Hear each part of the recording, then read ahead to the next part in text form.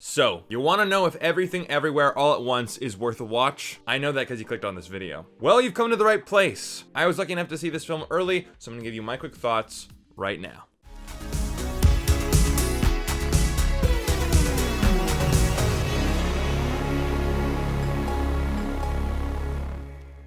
Hey guys, my name is Brandon, aka the BrandoCritic, and I want to say thank you so much for being here and clicking on this video. I'm sending a ton of positive energy your way. And today in this movie review, I'm going to give you my honest, no BS, non-spoiler review for Everything Everywhere All at Once and tell you if it's worth a watch. But could you guys do me a favor and hit that like button down there? Thanks. It helps out a lot. So, we have Everything Everywhere All at Once, directed by the Daniels, and you know them from such films as The Swiss Army Man and the Turn Down for What music video. And I didn't actually know that before watching this movie, and now knowing that fact, this movie makes way more sense. And the movie stars Michelle Yeoh, Jamie Lee Curtis, James Wong, and Huy Quan. Yes, Short Round from Temple of Doom. And the movie is about a woman who's going through a divorce and she's trying to pay her taxes for her laundromat, but then she finds out that there are many other universes that she can access and learn different skills from, and she's the only one who can save existence. So, is this movie worth a watch? I'm gonna say yes, but I'll be honest, I feel like I appreciate this movie more than I enjoyed it. I did both, but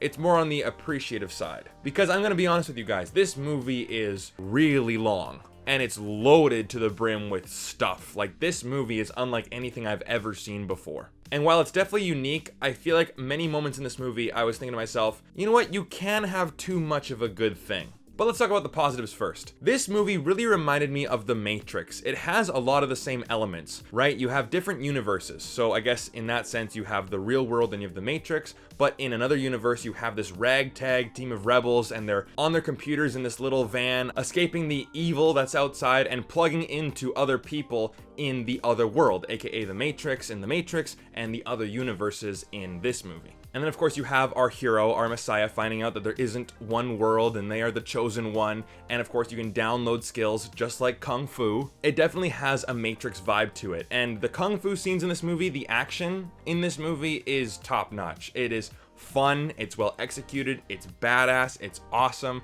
and it's clever. Like there's one scene where a character uses their fanny pack as nunchucks and it's just hilarious, well executed, really well done fight choreography. It was an exciting thrill ride. And it is a clever concept. I really do think that the popularity of Spider-Man has really brought this whole multiverse thing into the mainstream, and I feel like a lot of people are going to be doing this nowadays with their films and the film franchises. But of course, you see Michelle Yeoh's character Evelyn in many other universes where she is a kung fu master, she's a movie star, she's a singer, she's a chef, she's a rock, just a boulder with no other life forms on Earth. And this movie has a ton of room for creativity, and I gotta say that this movie is loaded to the brim with creativity, and that's a good thing for the most part. And the characters, I loved every single one of them. Michelle Yeoh completely steals the show. She still has that badassery from her Tomorrow Never Dies days. Jamie Lee Curtis is just weird and goofy and wacky, and I really do love Jamie Lee Curtis in almost every movie that she's in. She really just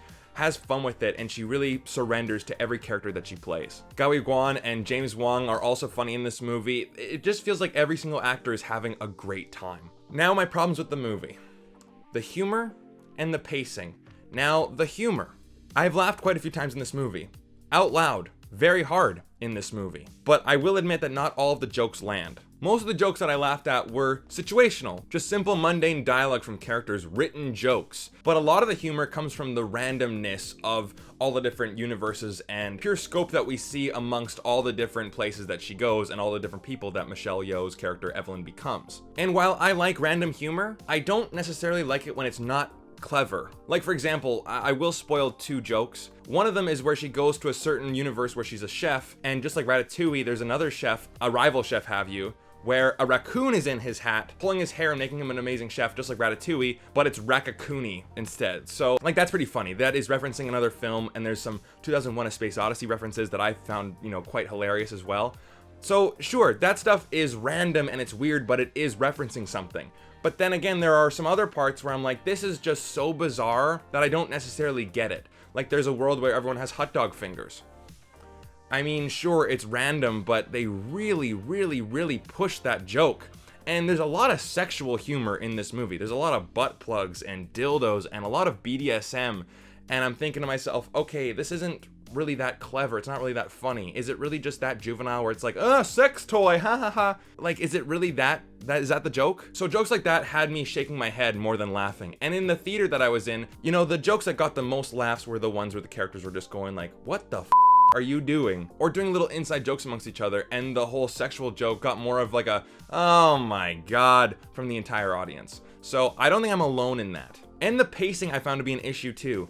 This movie has a lot of interesting concepts. Yes, it is very similar to The Matrix, but I was getting really invested whenever we saw other universes and we saw how that really worked and how you have to do something random to really access your consciousness in another universe, and then you can be brought back with those skills. And I'm thinking, okay, this is just random, it's weird. Like, you see Huy Quan just eat some chapstick and you're like, what in the world is going on? You see him try to paper cut himself, which the entire theater winced. I had to shut my eyes for that. But it's like, okay, this is interesting. And then as soon as it got interesting, it pulled back into the more boring territory. And I'm going like, okay guys, you know, I was invested, like, let's see more of this. And then we do see more of it. And I'm like, okay, great. We're finally going along. Oh no. So as soon as it got interesting, it got boring again. It got more interesting, it got boring again. And then right at the end, they just unload all of their philosophical messages and just, you see everything. And by that time, I'm thinking this is like Lord of the Rings, Return of the King territory, where I'm like, okay, this is the end of the movie. No, this is the end of the movie. No, this is the end of the movie. No, this is the end of the movie. No, this is the, like, you know what I mean? And I'm like, okay guys, wrap it up. I understand what you're trying to say. There's a lot of heart in this movie. Its heart is in the right place. There are a lot of great messages to be learned, like how we take ourselves so seriously all the time and nothing really matters. Like, we knew that Earth was at the center of the universe for a long time and we killed people who disagreed with us. You know what I mean though? We're always finding out more discoveries, which makes human beings just even more small and stupid. So there's no rules, who cares? But in order to get there, it got really interesting and then it dragged. So it's very uneven as well. So for an overall rating, I'm gonna give Everything Everywhere a 3 out of 5.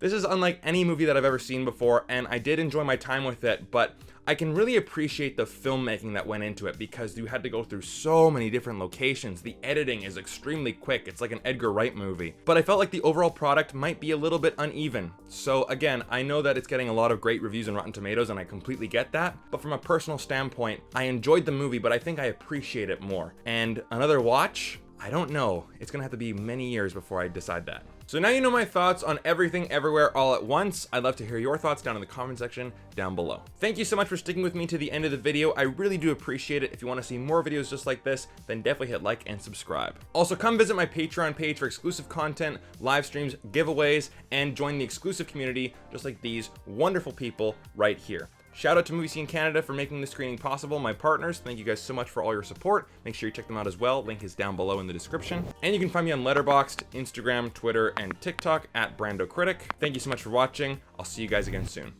Take care.